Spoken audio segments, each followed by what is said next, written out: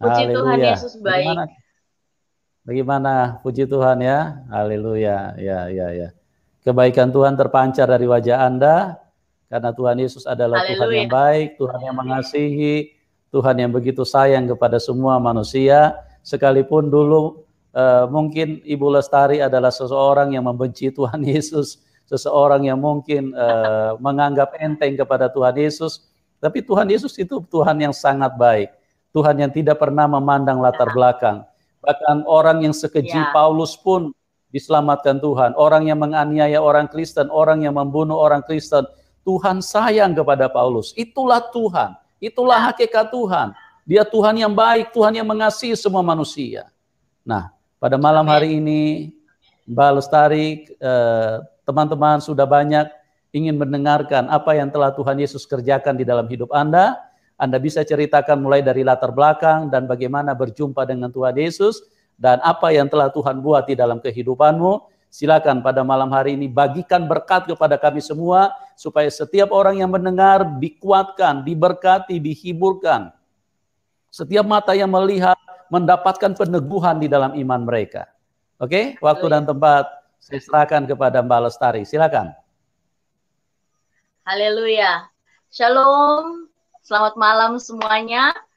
Puji nama Tuhan. Saya ucapkan terima kasih kepada Bapak Yusuf yang sudah mengundang saya pada malam hari ini karena kepercayaannya, karena memang berkehendak juga Tuhan Yesus dalam kehidupan saya untuk menyaksikan betapa hebatnya Tuhan dalam kehidupan saya.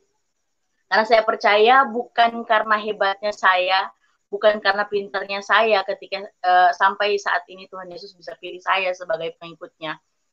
Puji nama Tuhan, nama saya, ya, saya mau kenalkan nama saya. Nama saya Srilian Lestari Wolango. Jadi kalau Wolango itu, latar belakangnya Wolango itu masih keturunan kerajaan Gorontalo. Jadi saya berasal dari Gorontalo. Jadi Wolango itu masih keturunan kerajaan Gorontalo. Jadi dulunya saya itu seorang muslimah, ya. Kalau mau dibilang fanatik, ya fanatik. Saya bersaudaranya sendiri dari papa sama mama, ya. Dulunya papa sama mama itu udah pisah dari saya masih usia 4-5 tahun ya, kalau nggak salah ya, seperti itu. Nah, saya orangnya dulu sangat fanatik dengan agama saya yang dulu. Pakaian saya bercadar. Saya dari usia saya dari kelas 2 SMA itu saya udah bercadar. Saya udah bercadar dari kelas 2 SMA. Waktu itu juga nggak dikasih izin ya sebenarnya sama guru saya untuk bercadar, tetapi karena memang menggebu-gebu berkobar-kobar yang namanya kefanatikan agama saya kepada agama saya yang lama, ya saya sampai bercadar dan mengikuti yang namanya organisasi tablik di dalam situ dengan para wanita-wanita soleha, dengan para wanita-wanita yang muslimah lainnya mengikuti mengikuti kajian-kajian dari majelis taklim. Itu yang membuat saya terpacu untuk menutupi aurat saya waktu itu sampai-sampai saya bercadar. Dan saya pun dulu sempat pesantren juga dari cabang dulu Lembunu, perbatasan Gorontalo sama Palu. Kemudian saya next tahun 2013 itu saya ke Surabaya untuk mondok pesantren di sana lagi. Dan kemudian dulunya saya sangat fanatik dengan agama saya yang lama, sampai-sampai saya membenci yang namanya kekristenan. Bahkan orang tua saya pun sangat benci dengan kekristenan. Artinya, ya mereka di sana saling berhadapan rumah Kristen sama Islam, tetapi yang namanya Kristen mereka nggak suka, gitu loh. Sampai-sampai saya pun saya pun berteman dengan orang Kristen itu jarang ya. Artinya nggak seperti orang itu yang harus harus nginap atau apa gitu di orang Kristen gitu. Tapi ya sama saya kemarin nggak seperti itu. Bapak ngelarang kita untuk dekat dengan orang-orang Kristen. Ya. Jadi ketika ketika saya menggebu-gebu dengan keislaman saya, dengan sampai-sampai saya memang benar-benar mempelajari tentang syariat-syariat Islam, yang memang benar-benar saya mempelajari tentang lebih dalam lagi tentang ilmu sholat, ilmu zikir, kemudian tentang yang lain-lainnya juga. Jadi saya benar-benar dulunya sangat-sangat mencintai agama saya yang lama. Nah, sehingga pada waktu tahun 2013 sebelum saya berangkat lagi ke Surabaya untuk mondok, itu di tahun 2013 itu saya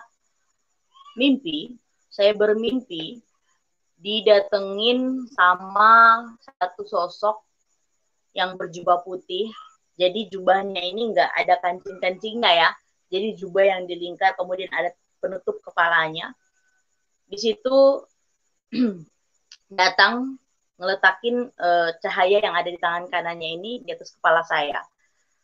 Bangun dari mimpi itu, ada rasa tenang, ada rasa damai sejahtera. Ya, ada rasa sukacita gitu loh. Tetapi saya melupakan daripada hal itu. Saya pikir kalau di Muslim itu kan itu oke lah, itu sosok malaikat atau sesuatu yang atau ulama yang datang untuk memberitahukan sesuatu atau menciptakan suasana hati yang sangat gembira. Tetapi ketika selang 2 minggu kemudian datang lagi dengan penampakan yang sama, dengan seperti itu sosok yang sama, tetapi dia meletakkan cahaya itu di seluruh tubuh saya. Ketika pada saat saya bangun dari mimpi itu, bangun dari tidur, itu yang saya rasakan tuh bercampur aduk sampai saya meneteskan air mata. Kemudian tiba-tiba saya merasakan satu kerinduan yang luar biasa. Saya tidak tahu itu, ini rindunya kepada siapa ya, gitu loh. Sampai membawa kepada tangisan yang benar-benar rindu serindu-rindunya. Tetapi waktu itu saya pikir, apakah saya bisa merasakan rindu kepada sosok yang hadir di mimpi saya atau seperti apa? Kayak gitu. Ketika saya berangkat lagi ke Surabaya, ingatan tentang hal itu saya lupakan dan saya tidak benar-benar mencari tahu dan semuanya tidak. Tetapi ketika saya 2014 saya balik lagi ke Gorontalo, tapi sebelumnya saya ke Palu dulu, ke Mama dulu, karena waktu itu Mama domisilinya tempat tinggalnya sekarang itu ada di Palu, ya, ada di Palu. Next saya ke Palu dulu, habis Palu baru saya ke Gorontalo. Ya, selang waktu itu udah 2014 ya, 2014. Kemudian di tahun 2014 saya melakukan aktivitas seperti biasanya. Kemudian 2016 akhir ya. Saya waktu itu lagi sibuk-sibuknya bikin satu reuni akbar yang the first time reuni itu dibuat di kampung saya. Waktu itu reuni SMP, ya, reuni SMP. Dan saya waktu itu penginisiatif acara. Saking capeknya, sampai-sampai saya lupa untuk waktu itu untuk membaca doa tidur, ya. Yang waktu itu kalau nggak salah ya, saya lupa ingat doanya Bismika Allahumma amutu wa ahya, ya. Jadi saya nggak baca doa itu lagi. Next saya cuma bilang, aduh Tuhan saya capek, saya mau tidur, gitu loh. Saya mau istirahat, gitu loh. Nah, ketika saya merebahkan diri saya tidur, kemudian datang lagi sosok yang sama, tetapi saat itu dia cuma datang, kemudian dengan cahaya yang luar biasa dari belakangnya. Karena saking besarnya cahaya di belakangnya sosok ini, sampai wajahnya nggak kelihatan. Dan waktu itu datang itu 1 minggu 4-5 kali. Yang membuat saya benar-benar waktu itu terganggu tidur saya pastinya. Terganggu lah, ya kan? Loh, kok bisa ya? Gitu. Ini siapa sih sebenarnya, kok bisa datang hampir tiap malam? Ya kan? 4-5 kali dalam seminggu. Loh, kok bisa datang sampai 4-5 kali? Ini siapa sebenarnya? Sampai setitik di mana, karena waktu itu saya lagi reuni, berarti saya ketemu dong sama teman-teman SMP saya yang lama, ya kan? Berarti saya ketemu dong sampai sama teman-teman saya yang lama. Berarti ada yang Kristen dan semuanya. Nah, waktu itu saya ketemu si Frankie. Nah, si Frankie ya, Frankie Maramis ya, apa kabar? Ya, Frankie Maramis. Nah, waktu itu saya ke rumahnya. Kalau tidak salah waktu itu dia sebagai panitia penggalangan dana. Jadi saya jumpai dia. Kemudian saya lihat di rumahnya ada gambar yang benar-benar gambar itu gambar Tuhan Yesus. Yang benar-benar gambar itu emang mirip sama yang ada di dalam mimpi saya itu.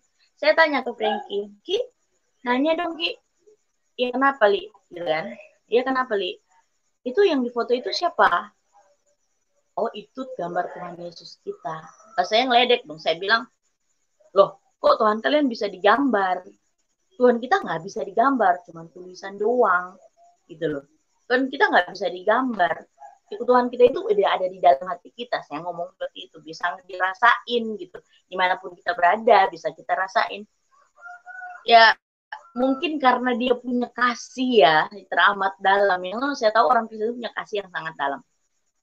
Karena memang itu teladan Tuhan Yesus yang Tuhan Yesus ajarkan kepadanya. Nah, karena mungkin kasihnya karena dia punya kasih yang luar biasa, tapi dia ngomong begini, itu cuma gambar doang kayak gitu. Ya sosoknya hampir-hampir seperti itu. Emang kenapa? Ya saya mimpi, saya bilang. Saya mimpi seperti itu sosoknya, saya bilang seperti itu. Nah, akhirnya ya si Frankie ini ngomong, loh, itu panggilan kayaknya, ya kan? Dia ngomong itu panggilan. Coba aja kamu jalan-jalan dulu ke jalan-jalan dulu ke dia panggilnya Om ya. Jadi di satu pastoral organisasi gereja diajaklah gitu sampai waktu itu kan ada di situ ada anaknya dari si bapak ini yang ikut juga di dalam berpartisipasi musik ya. Jadi dia mau main musik juga saat reuni. Jadi otomatis ya sekaligus ya ke sana. Sampai di sana bukannya kasih tahu itu bagaimana sosok apa semuanya, cuman ya puji nama Tuhan Yesus waktu itu juga bapak ini dari Muslim ke Kristen juga dan dia juga bersaksi kepada saya. Saya iya aja. Waktu itu istrinya berikan saya Alkitab kecil yang perjanjian baru. Yang perjanjian baru ada Mazmur sama Amsalnya. Saya pikir saya nggak perlu ini loh. Saya nggak perlu buku kecil ini. Saya mau cari tahu itu siapa. Gitu. Sampai waktu itu si Frankie bilang begini, kamu nggak usah lama-lama di sini. Kamu itu bom waktu. Jadi kamu nanya-nanya seperti ini, pasti orang tua kamu tahu juga. Kayak gitu. Sudah oke lah kita pergi. Nah, dari situ saya penasaran juga dengan buku kecil ini ya. Jadi saya buka, saya baca waktu itu Matius. Saya baca. Sampai akhirnya saya nggak puas sebenarnya dengan buku kecil ini. Bahkan saya mau cari tahu tentang sosok di dalam mimpi yang sering datang itu. Nah, menurut saya nggak bisa kalau misalnya nggak mengetahui ini siapa. Gitu. Sampai saya penasarannya saya ini, saya bawa sampai ke kakak ya, iparnya adiknya mama. Puji nama Tuhan Yesus. Adiknya mama ini sudah Kristen dari sejak lama ya. Namanya Tante Nining Dungio. Ya, Tante Nining Dungio ini adiknya mama, udah Kristen. Waktu itu saya ngobrol sama tante Ibu Pendeta, saya ngobrol, saya ngomong soal apa yang saya jumpai. Saya pikir tante mungkin mengerti. Tetapi waktu itu ada ketakutan juga waktu itu. Loh, kok bisa kamu? Masalahnya kan kamu itu terkenal dengan ya pakaian kamu yang panjang, kamu itu bercadar dan semuanya, ya kan? Jadi saya itu 2014 itu udah nggak bercadar lagi. Karena memang saya pikir saya harus melakukan aktivitas, saya harus mencari saya harus berbisnis. Tidak mungkin saya mau berdiskusi dengan orang dengan cadar ya, saya pikir seperti itu. Jadi 2014 itu saya sudah tidak bercadar, dan ketika bertemu dengan Tuhan Yesus 2016 itu saya ngobrol dengan Ibu Pendeta ini. Jadi dia bilang, coba telepon saja dulu tantemu. Mungkin tantemu lebih mengerti. Ketika saya telepon, ya saya pergi ke tante saya, dan tante saya pun tante saya pun bilang, saya nggak, tante Nini nggak tahu menahu soal ini ya, tante Nini takut katanya.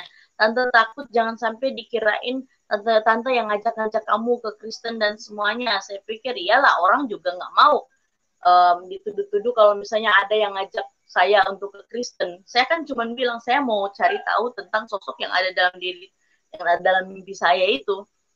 Sampai akhirnya saya diketemuin lagi sama namanya Pendeta Eka. Nah, itu ngobrol sampai Pendeta Eka bilang, benar ini, benar yang kamu lihat, benar yang kamu rasakan gitu. Saya bilang iya, saya makin penasaran dengan sosok ini, bahkan ada kerinduan yang mau mengenal dengan sosok ini, pribadi ini siapa. Jadi kemudian dia sharing dengan saya, dia kasih tahu tentang Yohanes 1 ayat 1 dan semuanya. Saya bilang, oh ya, benarkah? Saya bilang, nah dengan pengetahuan Islam saya tentang Quran, tentang kitab saya yang lama, saya bilang ada sih, emang benar ada sifatnya Allah itu ada di Tuhan Yesus, ada di Tuhan Yesus. Sebagaimana sifat Allah yang waktu dia Allah ini mengambil tanah, kemudian membentuk manusia, ditiup, kemudian menjadi satu manusia. Saya bilang, dalam Quran surat Al-Imran pun seperti itu. Jadi, Isa Al-Masih ini ambil, kemudian dibentuk, dan jadi burung, tiup, dan jadilah burung. Kayak gitu. Oh, sama, ya. Saya pikir, ini mungkin ada kesamaan dan semuanya.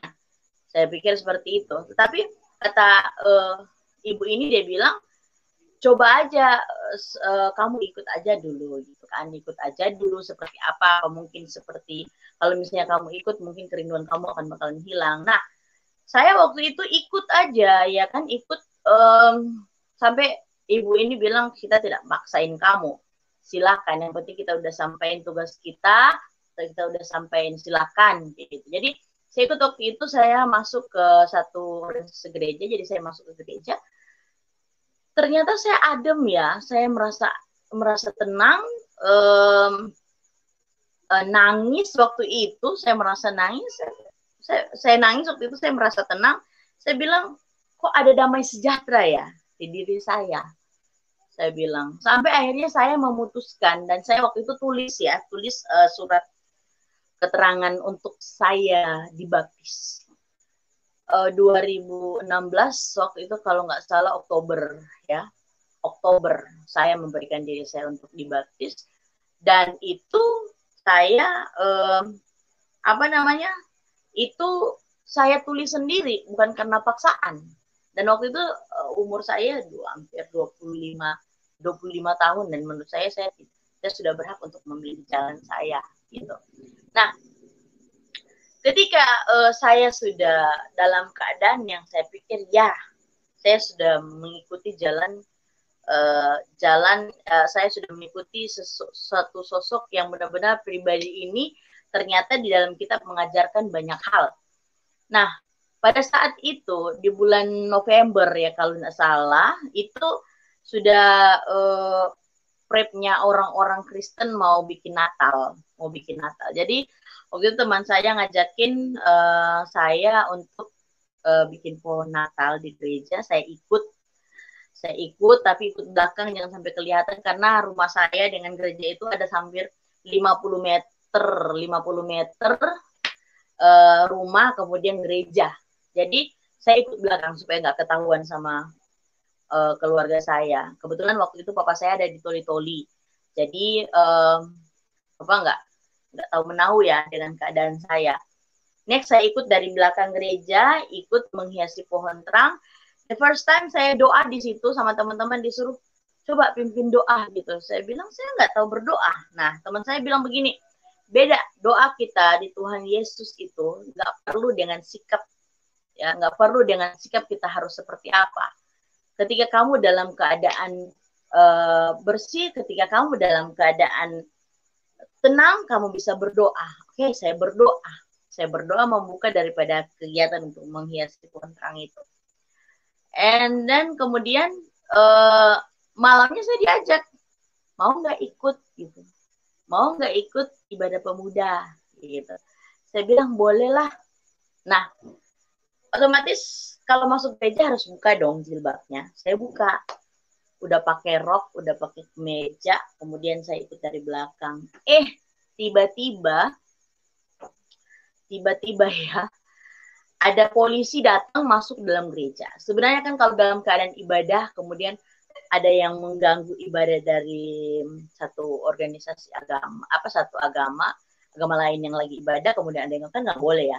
Tapi waktu itu mungkin karena ya polisinya masih keluarga, jadi masuklah dia, mau angkut saya katanya, saya izin ya katanya, izin ya, saya mau ambil anak ini. Saya duduk paling belakang. Pokoknya lagi ceria-cerianya, saya pokoknya lagi dengerin yang namanya khotbah, itu enak banget. Diangkat saya, bawa dengan mobil patroli, dan bayangin masa itu, aduh, keluarga itu banyak sekali. Sampai kakak-kakaknya papa kan waktu itu nggak ada ya. Kakak-kakaknya papa matanya udah merah, udah ngomong kayak begini ke saya. Dia ngomong kayak gini, kalau kamu nggak balik lagi ke Islam, saya potong jadi 2. Saya nggak bohong. Waktu itu kakaknya papa yang paling tua ngomong kayak gitu. Kalau kamu nggak masuk Islam lagi, saya potong kamu jangan jadi 2. Jadi mata mereka itu yang beberapa bersaudara itu udah merah, bersaudaranya papa itu udah merah, pokoknya marah ke saya. Dan waktu itu ibu tiri saya datang rangkul saya. Dan kemudian di situ ngomong, balik aja ke Islam lagi. Kamu itu lagi, mungkin kalau lagi banyak pikiran dan semuanya. Saya pikir, saya diam-diam aja. Karena waktu itu masa sangat banyak ya. Waktu itu masa sangat banyak. Kemudian saya, waktu itu kan belum langsung dibawa ke polsek. Saya masih dibawa di rumah polisi yang angkat saya. Nah, karena ada pengamanan, jadi orang-orang yang dari di luar tuh nggak boleh masuk. Kecuali mama tiri saya, kakak beradik papa saya. Jadi di situ udah diancam-ancam, kalau kamu nggak masuk lagi Islam, kalau kamu itu bodoh ya, kamu itu kayak gitu-gitu sama bersaudaranya papa. Jadi saya waktu itu diam aja, nggak ngomong sepatah kata pun gitu. Sampai akhirnya saya Kapolsek datang, sampai akhirnya saya dibawa dengan mobil yang ada liu-liunya itu ya, ke polsek. Nah waktu itu diinterogasi, kejadian itu malam, diinterogasi, jadi saya semalam di sana, di polsek itu saya semalam. Katanya kamu belum bisa balik ke kampung kamu, karena kalau kamu sampai balik ke kampung kamu itu bakalan dibunuh, katanya bakalan diapa.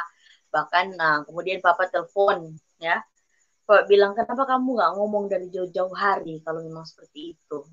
Kamu nggak sayang sama papa? Kayak gitu ngomongnya papa. Sebenarnya waktu itu ada perasaan sedih juga, ya kan? Perasaan sedih, perasaan apa ya? Iya, sedih karena waktu itu kan papa ngomong memang udah dari heart to heart ya, sebagai papa sama anak. Tapi waktu itu memang benar-benar nggak bisa ya, hati saya memang udah terpaut pada Tuhan Yesus. Sampai waktu di polsek itu diinterogasi, saya pikir sebenarnya saya nggak ada salah. Nah, sampai polisi waktu itu, iya kamu nggak ada salah, cuman kita mau interogasi supaya mereka lihat aja kalau memang kita lagi interogasi kamu. Kita lagi buat aman kampung. Karena kamu itu di sana keluarga besar. Ya kan? Dulunya kamu itu ustazah, dulunya kamu itu pakaiannya panjang-panjang, bercadar, kemudian kamu udah dengar kamu udah beralih keyakinan, gemparlah kampung gitu. Nah, waktu itu Kapolsek bilang, kamu diamanin dulu, ada tante kamu nggak sekitar sini? Ada. Ya, jadi sepupunya mama yang ada di Atinggola kalau nggak salah. Jadi saya diamanin aja di situ. Tante saya belum tahu hal ya. Tapi ketika sepupunya papa datang sama anaknya, masuklah mereka ke dalam kamar. Dikeroyok iya, tapi waktu itu di apa ya, dibela-belain sama tante. Kenapa dan semuanya. Ini udah Kristen. Kenapa diterima di sini? Dia udah Kristen. Terus saya waktu itu saya bilang, iya benar, tante saya yang nampung yang ngizinin saya di situ memang dekat dengan Kapolsek, dekat dengan kantor polsek, kantor polisi ya. Dia nangis waktu itu. Kok kamu bisa seperti ini sih, Lian, kayak gitu.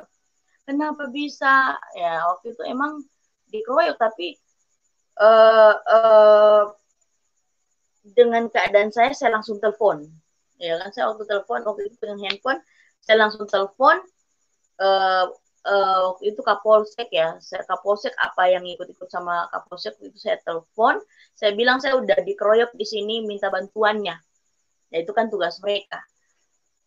Mereka datang dengan mobil dan bawa lari saya. Nah waktu itu saya kemudian dari Polsek itu saya dibawa dari rumahnya tante itu, saya dibawa ke Polsek, kemudian saya dibawa lagi ke rumahnya tante Nining yang adanya Mama Udah Kristen itu. Jadi di situ karena waktu itu karena saya udah didengar, saya udah Kristen dan semuanya, akhirnya yang tadinya papa sama mama jauh, papa di Toli-Toli, mama di Palu, akhirnya mereka pulang. Mereka pulang, kumpul di rumahnya Tante Nining, dan waktu itu berunding kita, ya Tante Nining nggak ikutan dong. Tante Nining pikir itu masalah iman saya, ya kan. Jadi waktu itu papa sama mama berhadapan diskusi sama saya, sampai ngomong, gimana, kamu mau masuk Islam lagi nggak? Gitu. Apa kekurangan kita sebagai orang tua dan semuanya. Berunding di situ mau nggak? Terus saya bilang, saya udah nggak bisa. Saya bilang, hati saya udah memang terpaut sama Tuhan Yesus, saya bilang. Jadi saya nggak bisa. Sampai di situ ya, wajah papa itu merah. Saya tahu kalau papa punya wajah itu udah merah, pasti dia marah. Dan mama situ nangis dan semuanya ya. Mau bilang hati sedih, iya. Tapi memang benar-benar waktu itu nggak bisa goyahkan yang namanya kecintaan saya sama Tuhan Yesus. Karena memang saya mengalami sendiri. Dan akhirnya sama papa bilang, oke, balik aja dulu ke rumah ya. Balik aja, kita pulang aja dulu ke rumah. Nanti papa ngomong sama tante Nining. Akhirnya saya dibawa pulang sama papa ke rumah ya. Jadi perjalanan dari rumahnya tante Nining ke rumah papa itu sekitaran 2 jam lebih ya. 2 jam lebih. Jadi pas di rumah papa ngomong kayak gini, gak boleh kamu keluar, di teras pun gak boleh, kayak gitu. Jadi waktu itu Alkitab kecil dirobek-robek, kemudian ada pengetahuan tentang khotbah dirobek, kemudian ada buku renungan-renungan itu emang dihabisin semua. Jadi dalam rumah itu kata papa, pokoknya jangan keluar. Kamu itu belum boleh jalan-jalan sampai dilihat orang, kamu dipukul orang di jalan. Jadi saya pikir, oh iyalah. Nah tiba waktu itu hari Jumat, kalau nggak salah ingat ya, hari Jumat, kata papa, hari Jumat ini turun khotbah, katanya kamu mau dimandiin, mau diislamkan lagi, jadi cuci bersih lagi dan semuanya.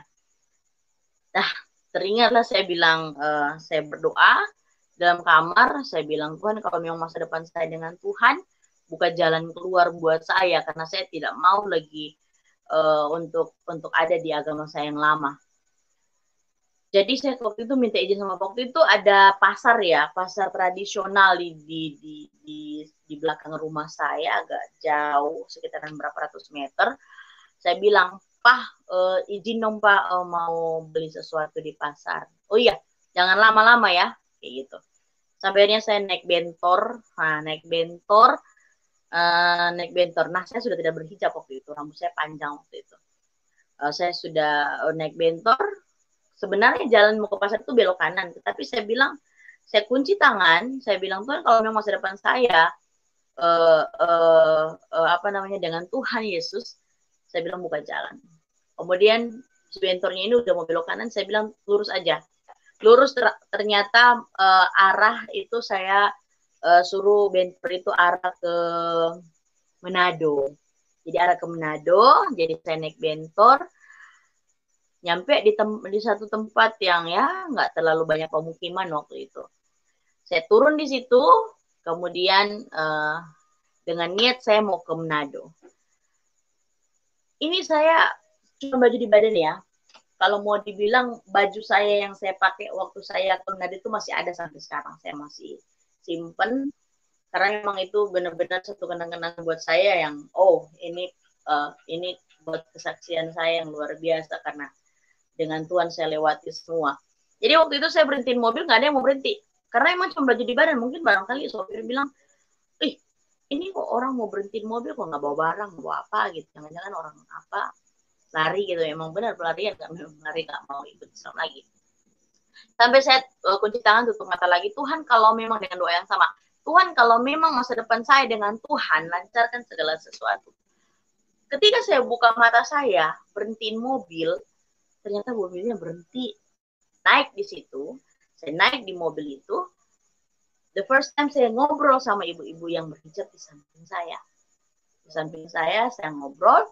Kemudian ibu-ibu ini bilang begini, saya kalau lihat kamu itu ingat anak saya. Tapi sayang anak saya udah meninggal. Saya kaget, saya bilang jangan-jangan saya mau meninggal juga nih. Gitu kan.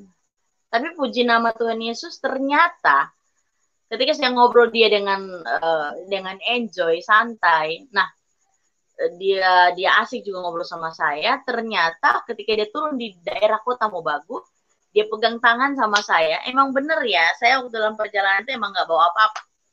Pegang tangan dengan saya, dia kasih uang 150.000 rupiah. Di situ saya baru ngerasain yang namanya pertolongan Tuhan itu tidak pernah datang terlambat. Pertolongan Tuhan tidak pernah datang terlambat. Nah, puji nama Tuhan Yesus, waktu saya turun di Bolivar. Nah, ketika dalam perjalanan itu saya sudah jemput di kakak rohani saya, Kak Metsen Kasamu. Itu emang benar-benar nomor yang saya hafal itu cuma nomornya doang. Jadi saya pinjam waktu itu dalam perjalanan itu nomornya di sopir itu nomornya Kak Metsen, saya telepon, saya suruh jemput beliau. Akhirnya dia jemput, dia mau bayarin mobil. Waktu itu saya jujur saya pinjam uang ke Kak Metsen. Waktu dia mau bayarin mobil, ternyata saya bilang sudah dibayar. Dia tanya, siapa yang bayar? Dengan iman percaya saya jawab waktu itu, Tuhan Yesus yang bayarkan. Ketika tiba di Manado, kaki ini menginjakan di daerah Pineleng, rumahnya Pala waktu itu. Karena kami waktu tinggal di rumahnya Pala juga. Nah, tinggal di situ. Dan waktu itu agak terancam. Terancamnya apa? Karena yang pasti Papa cariin saya ya. Ketika saya udah ke Manado. Pasti, kenapa anak ini nggak pulang-pulang dan semuanya. Nah, saya ketika di Manado, saya minta perlindungan di satu organisasi gereja dan mereka nggak berani untuk tampung saya.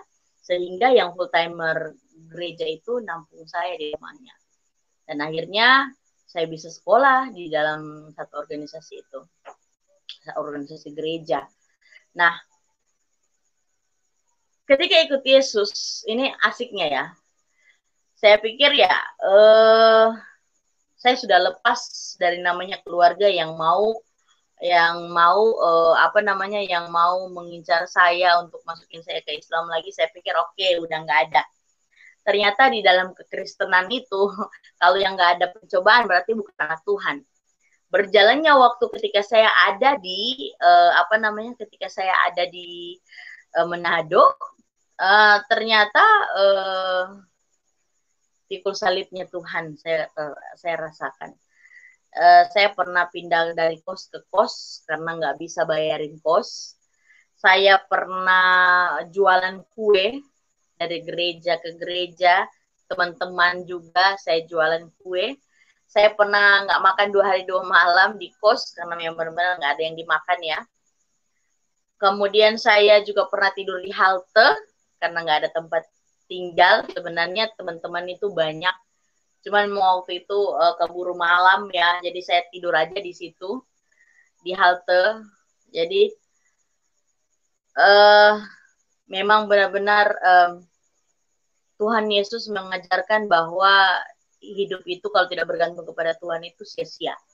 Saya juga pernah dengan kejadian keluarga yang nggak punya apa-apa. Kemudian saya masih dengan kekurangan saya waktu itu uang saya di kantong saya cuma 25.000, tetapi karena memang Tuhan ajarkan bagaimana saya memberi, saat kekurangan, saya berikan kepada keluarga ini untuk beli beras, telur sama mie, kemudian ajak mereka makan. Dan puji nama Tuhan, waktu itu saya merasakan bahwa ini sebenarnya makna memberi, di mana Tuhan Yesus, di mana kita dalam keadaan kekurangan, Tuhan Yesus mengajarkan bahwa memberi itu bukan saat kamu kelebihan, tetapi di saat kamu berkekurangan. Jadi ternyata ikut Yesus itu tantangannya banyak sekali. Dan menurut saya untuk sekarang ini saya sudah terbiasa dengan apa yang Tuhan izinkan dalam kehidupan saya. Rumus kehidupan di mana anak-anak Tuhan Yesus yang sudah mengalami yang namanya pencobaan, tandanya itu berarti sudah mulai berkenan di hadapan Tuhan. Ketika kita lolos daripada level to level daripada pencobaan Tuhan Yesus ini, pencobaan yang datang yang Tuhan izinkan ini, berarti kita sudah mulailah hidup kita ini berkenan di hadapan Tuhan. Tapi berjalannya waktu, ketika pencobaan ini yang saya dapatkan ya, pencobaan yang Tuhan izinkan terjadi, ternyata di sebalik daripada pencobaan ini mujizat terjadi dalam kehidupan saya. Saya yang dulunya radikal, yang sangat membenci Kristenan, ternyata bahkan dulunya saya nggak suka dengan anak-anak, ternyata sekarang saya lebih lebih Tuhan berikan makna tentang anak-anak. Kemudian Tuhan menaruh kasih dalam hati saya. Jujur, yang Tuhan berikan perubahan dalam kehidupan saya, itu yang membuat saya merasa bersyukur kepada Tuhan. Saya menjadi sosok yang lebih mengasihi kepada anak-anak. Saya menjadi sosok yang artinya mengasihi di sini lebih melihat tidak membenci satu sama lain. Walaupun saya sudah ada di dalam kekristenan, saya tidak membenci agama lain. Itu yang terjadi dalam hidup saya. Bukan berarti sama dengan saya yang dulu, yang sangat-sangat radikal, yang sangat-sangat membenci agama lain. Justru di dalam kekristenan saya merasakan bahwa Tuhan membuat mujizat dalam hati saya, mengasihi setiap orang. Itu yang saya dapat ketika ikut Tuhan Yesus. Kemudian yang kedua, Tuhan Yesus mempercayakan saya dengan dengan pelayanan saya yang sekarang, dan kemudian dalam makmur, mau dibilang makmur, iya, puji nama Tuhan Yesus. Makmur di sini, bahagia di sini bukan berarti kita berduit, bukan berarti kita punya harta yang melimpah. Tapi di sini yang Tuhan ajarkan adalah berkecukupan. Berkecukupan itu mengundang rasa syukur. Ya kan?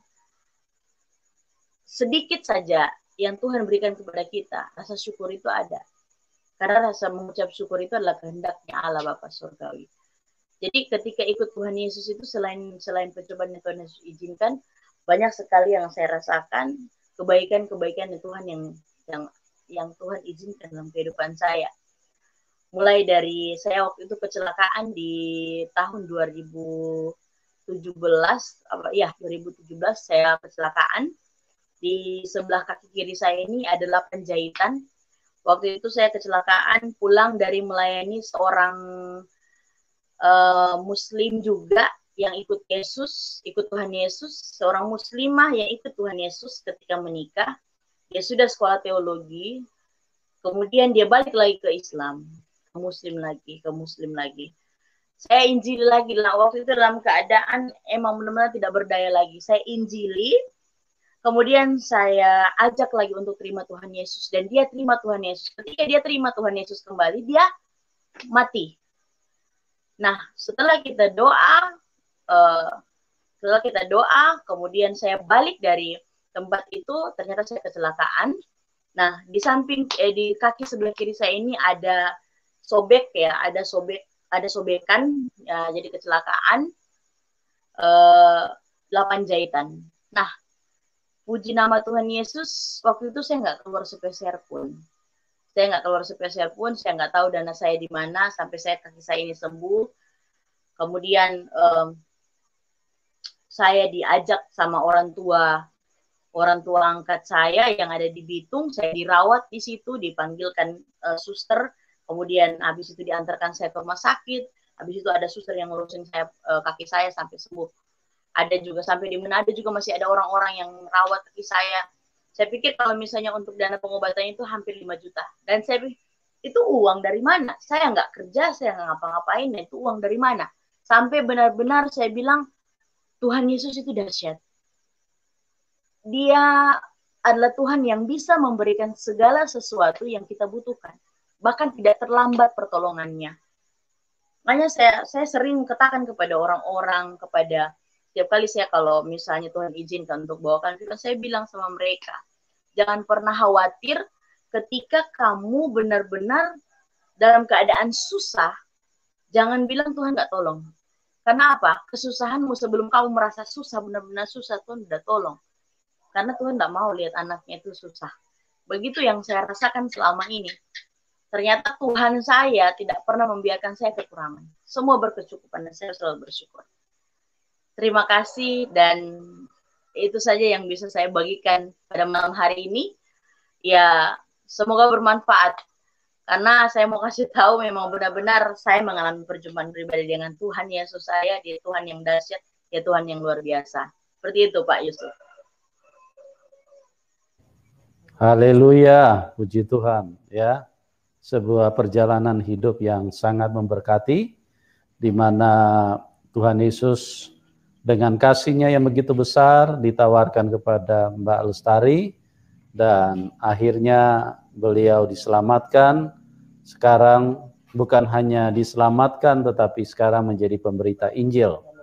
Dan pada malam hari ini, berkat kasih Tuhan yang begitu besar yang sudah terjadi, yang sudah dicurahkan ke dalam kehidupan dari Lestari, dibagikan kepada kita semua, dan itu menjadi berkat buat kita semua, sehingga kita di dalam iman kita kepada Tuhan semakin menjadi luar biasa, karena memang Tuhan Yesus adalah Tuhan yang real, bukan Tuhan yang ditulis di dalam buku, bukan Tuhan yang hanya dikhotbahkan oleh manusia, oleh pendeta, tapi Tuhan Yesus Tuhan yang bisa berinteraksi dan menyatakan diri secara pribadi kepada setiap orang yang dipilih dan dipanggil oleh Tuhan. Itulah yang telah terjadi dengan Mbak Lestari, sehingga benar-benar apa yang disaksikan adalah sebuah realita kehidupan. Ya, kami bersaksi karena kami mengalami, kami bersaksi karena itu terjadi di dalam hidup kami. Kalau kami hanya bersaksi karena disuruh-suruh orang bersaksi, nah itu kesaksian hoax. Kesaksian palsu itu. Aku bersaksi tapi tidak mengalami, tidak melihat, tidak pernah merasakan. Nah, itu kesaksian palsu, ya. Oke, teman-teman, terima kasih buat kebersamaannya. Kami berdoa supaya kita semua ada di dalam kasih Tuhan, di dalam berkat Tuhan, dan terus maju di dalam Tuhan. Bagi Anda yang ingin mendukung dari Ibu Lian Lestari, silakan. Nomor rekeningnya kami taruh di bawah layar deskripsi. Kita dukung karena Mbak Lestari saat ini aktif di dalam pelayanan Injil, pemberitaan Injil, supaya Injil Tuhan Yesus bisa semakin cepat diberitakan dan didengar oleh seluruh dunia, dan itu akan mempercepat kedatangan Tuhan Yesus. Ya, doa kami buat Anda semua. Terima kasih buat Mbak Lian Lestari yang sudah hadir, yang sudah membagikan berkat yang luar biasa. Kami semua sangat diberkati. Doa kami buat Anda supaya tetap semakin maju, semakin luar biasa, dan semakin setia kepada Tuhan Yesus, dan menjadi berkat bagi banyak orang.